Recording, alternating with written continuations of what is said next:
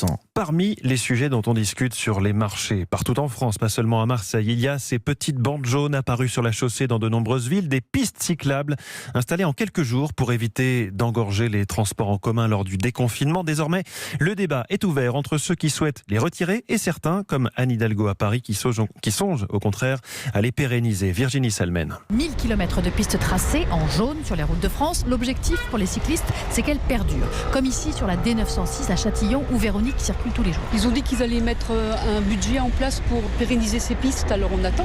Mais moi je vote oui, avec les deux mains et les deux pieds. Pour les maintenir, il faut prouver qu'elles sont efficaces, donc utilisées. Pour ça, des citoyens se sont tout simplement mis à compter, comme Stein von Osteren. On se met au bord de la piste cyclable et nous comptons tous les cyclistes qui passent, mais non seulement les cyclistes, mais aussi les voitures, les duromotorisés, les camions, les bus, même le nombre de passagers dans les bus et les piétons, pour savoir quel est le pourcentage de cyclistes qui passent. Alors nous avons découvert, c'était incroyable, que déjà aujourd'hui, on arrive à 15%, voire 20% dans certains cas. 20% de cyclistes contre 3% seulement au niveau national. C'est un énorme succès, mais attention, des pistes ont déjà été démantelées à Saint-Étienne, Quimper, Besançon, Argenteuil, parfois 3 jours seulement après leur mise en place, comme sur l'avenue du Prado à Marseille. Alors le collectif Vélo Île-de-France les surveille comme le lait sur le feu. Parce que la tentation de revenir en arrière est très forte. Et les cyclistes ne sont pas seuls dans ce combat, ils peuvent compter sur le soutien des électeurs attentifs à la qualité de la vie. Europe 1, il est 6h34.